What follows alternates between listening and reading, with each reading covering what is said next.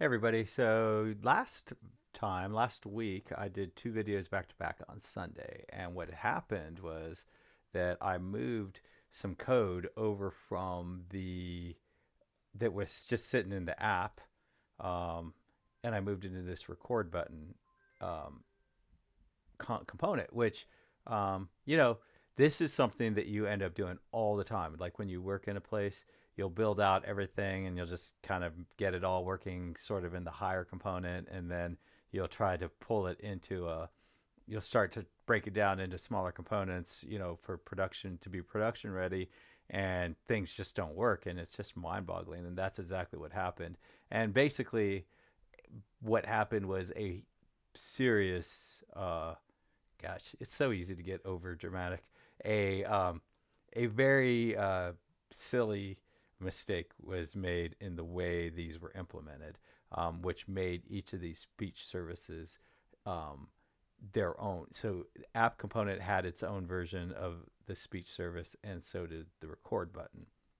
And so when the record button tried to communicate up uh, to the service, the speech service, things failed. So I think I was kind of thinking through that, and I was like, okay, this is a really good time to sort of just describe and try to explain the architecture of this application right now. So basically, what we have is an app component sitting at the top. Like if you look at the directory structure, there's an app component. And then within that app component, it has some of its own stuff, but it also has two child components. And one of them is called API indicator, which is this top part, and one of it's called record button.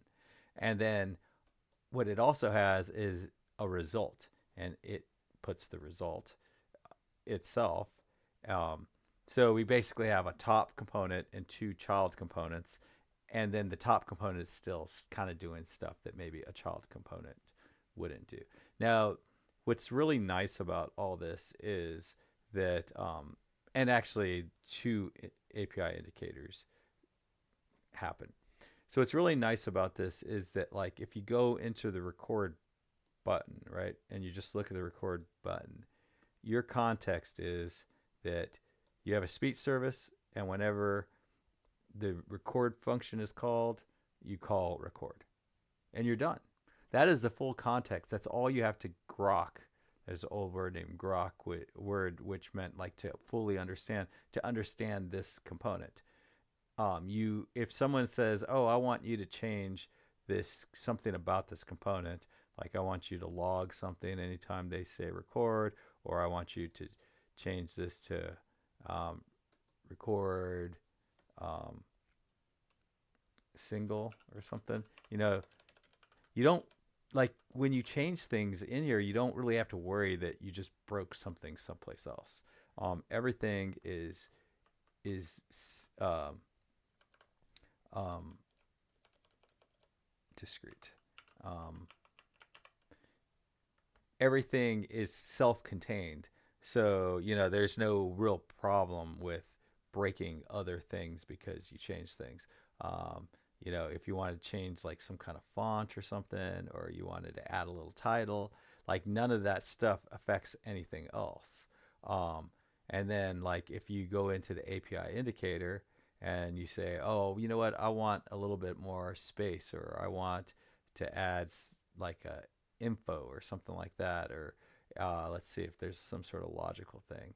Um, I want to change uh, the logic in here. You don't really have to worry about breaking anything outside of here, and that is the concept of like the um, component-driven architecture. Um, and it's really nice. It is helpful to not have to worry about things. There are definitely advantages to like other architectures like MVC and things like that, but then there are advantages to this as well. Um, so really, the next step would be to create a new component for the result, right? Result probably doesn't belong up here. It probably belongs in its own little component below. Um, so that is about that. This didn't really have anything to do with web API. Um, Somebody recently asked me what my font is in this, and it's 14 pixels.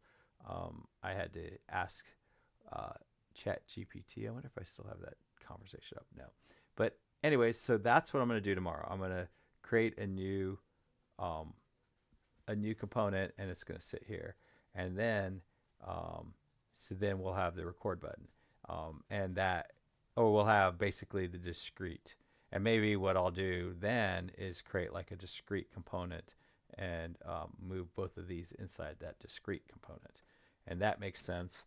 And then what we'll do after that is it would be nice to have tabs so that you can move between the different kinds of things, because we have continuous as well, and that should be a different thing. And then another thing I would like to have in this voice analyzer is just a listing of maybe my what all I expect to find in when it comes to handlers, and what handlers I have found, and if there are any that I'm expecting, there are any new ones that have appeared since I originally built this, because this is a very dynamic API that is likely to change a lot, and whether there's something that's there that I wasn't expecting, or something that I was expecting that was there.